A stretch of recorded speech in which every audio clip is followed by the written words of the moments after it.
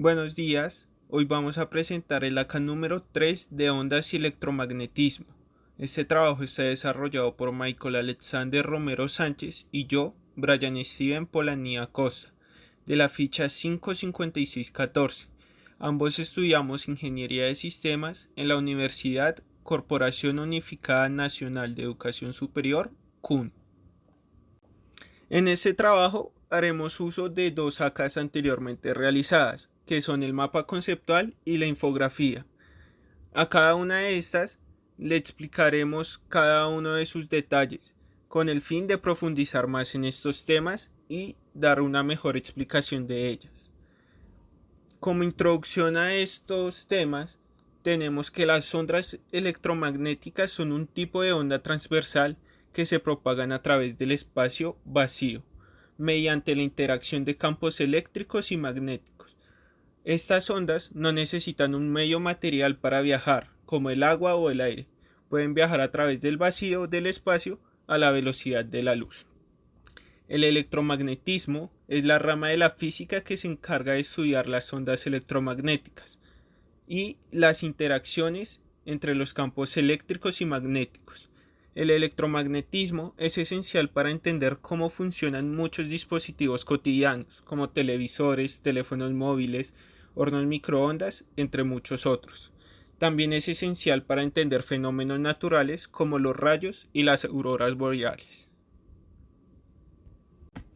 Teniendo en cuenta esta introducción, los objetivos de este ACA es describir de forma breve y concisa el electromagnetismo y sus ramas, explicar de manera clara el efecto Doppler y su aplicación en la vida cotidiana, comprender los conceptos básicos de ondas y electromagnetismo y demostrar mediante un experimento el efecto Doppler. Como dije al inicio de este video, vamos a hacer uso de dos ACAs realizadas anteriormente. La primera de estas es el mapa conceptual, la cual el tema principal es ondas y electromagnetismo. Este tema principal lo dividimos en 4 categorías, que son los eventos ondulatorios, la acústica, la óptica y la electrostática. La primera de estas, a su vez, la dividimos en 3 ramas, los cuales son movimientos armónicos simples, movimientos ondulatorios y ondas. Los movimientos armónicos simples son movimientos repetitivos que describen a un objeto al lado y lado de un punto de equilibrio en intervalos de tiempos iguales. Estos deben ser una fuerza conservativa, o sea que no participa ninguna fuerza disipativa. Adicional, se da bajo la acción de una fuerza restauradora proporcional al desplazamiento. La segunda rama de los eventos ondulatorios es el movimiento ondulatorio. Este es el proceso por el que se propaga energía de un lugar a otro sin transferencia de materia, estos mediante ondas mecánicas o electromecánicas. Estos tienen dos tipos de características. El primer tipo son las características temporales, que se dividen en el periodo, la frecuencia y la velocidad. Y las características espaciales, que son la cresta, el valle, el nodo y la longitud de onda. La tercera rama de los eventos ondulatorios son las ondas, las cuales se originan mediante una perturbación en el medio cuando una onda de sonido viaja por un medio. Se transmite porque las moléculas de este medio vibran siguiendo un movimiento armónico simple. En cuanto a la acústica, la dividimos en 3 ramas, las cuales son el sonido, el efecto Doppler y los sistemas resonantes. El sonido es la consecuencia del movimiento vibratorio de un cuerpo, generando variaciones de presión que se propagan a través de un medio elástico. Las características de este son la intensidad, la altura y el eco. El efecto Doppler es un fenómeno físico que se produce cuando el receptor y la fuente de ondas tienen movimiento relativo, lo que causa un cambio de frecuencia de receptor respecto a la frecuencia de la fuente. Adicional, agregamos la fórmula la cual trataremos más a profundidad cuando expliquemos la infografía. El sistema resonante se divide en dos categorías, los cuales son las cuerdas sonoras y los tubos sonoros. Las cuerdas sonoras son cuando se hace vibrar una cuerda sujeta en los extremos, lo que hace que produzca en ella ondas que al reflejarse sucesivamente generan ondas estacionarias. Y los tubos sonoros son cilindros huecos que al generar una corriente de aire en extremo libre dentro de un tubo se originan ondas estacionarias debido a las ondas incidentes y reflejadas que interfieren. En cuanto a la óptica, la dividimos en dos ramas, los cuales son la luz y los instrumentos ópticos. La luz es una forma de radiación electromagnética que se propaga en el universo y transporta energía de un lugar a otro, siendo una emisión ondulatoria y corpuscular de fotones. Sus dos características son la reflexión y la refracción. En cuanto a los instrumentos ópticos, dimos tres ejemplos, los cuales son el telescopio, el ojo humano y el microscopio. Esto ya que el telescopio permite capturar luz de tal forma que sea posible observar objetos con muy bajo brillo o a grandes distancias. El ojo humano, cuando atraviesa las fronteras de separación entre dos medios, experimenta fenómenos de reflexión y refracción, y el microscopio nos permite ampliar la imagen del objeto observado. El ocular y el objetivo suelen estar constituidos por varios lentes. Por último, la electrostática.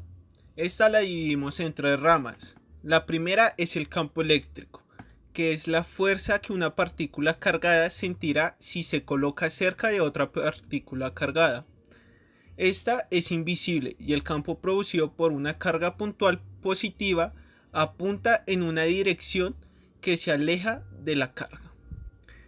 La segunda rama son las cargas eléctricas. Esta es una propiedad eléctrica intrínseca de la materia, la cual es responsable de producir las interacciones electrostáticas. Estas se componen de protones y electrones. Los protones se encuentran en el núcleo del átomo y los electrones en la corteza, girando en torno al núcleo. Y la tercera rama es el potencial eléctrico, que es cuando una fuerza hace un trabajo sobre un objeto, este puede almacenar energía potencial. La energía potencial es la cantidad escalar, por lo cual el campo de energía potencial es un campo escalar. Tiene una magnitud en todos los puntos del espacio, pero no tiene alguna dirección. El segundo acá que vamos a utilizar es la infografía. Nosotros la hicimos en base al efecto Doppler. ¿Qué es el efecto Doppler? El efecto Doppler es un fenómeno físico que describe cómo cambia la frecuencia de una onda cuando la fuente de la onda se mueve en relación con el observador. Este efecto fue descubierto en 1842 por el físico austriaco Christian Doppler, quien observó que la frecuencia de un sonido emitido por un tren en movimiento cambiaba a medida que el tren se acercaba o se alejaba del observador. El efecto Doppler se aplica a cualquier tipo de onda, ya sea sonido, luz, ondas de radio o ondas gravitacionales. En el caso de las ondas de sonido, el efecto Doppler hace que la frecuencia de un sonido aumente cuando la fuente se acerca del observador y disminuya cuando ésta se aleja. En el caso de las ondas de luz, el efecto Doppler hace que la longitud de onda de la luz se acorte cuando la fuente se acerca al observador y se alargue cuando se aleja. Acá vamos a dar un ejemplo, el cual es el sonido de un tren que se acerca o se aleja de un observador. Por ejemplo, si el tren se acerca, la frecuencia del sonido percibido por el observador será mayor que la frecuencia que emite el tren. Pero si el tren se aleja del observador, la frecuencia será menor. Acá tenemos la ecuación y cada una de sus partes, la cual voy a explicar. La primera es la frecuencia que se percibe del observador o receptor. La segunda es la frecuencia que emite la fuente. La tercera parte es la velocidad del sonido. La cuarta es la velocidad del observador y la quinta es la velocidad de la fuente.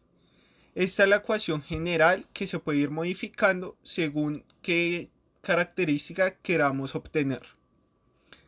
Por último, dejé el paso a paso para realizar un ejercicio y su solución.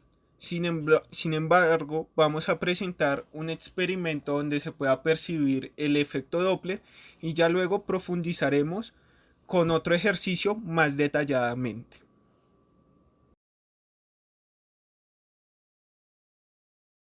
Doppler es un fenómeno natural para todo movimiento ondulatorio, por lo cual no solo aplica en el sonido, sino aplica en otros fenómenos, en la luz, etc. Ejemplo, el del sonido.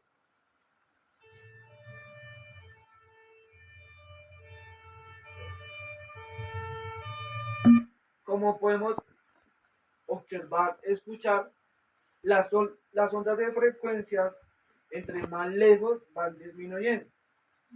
Ahora,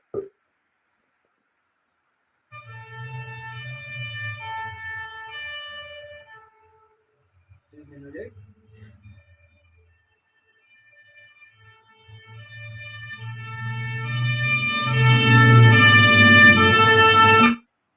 Como podemos observar, entre más cerca la frecuencia ondulatoria, el sonido va aumentando.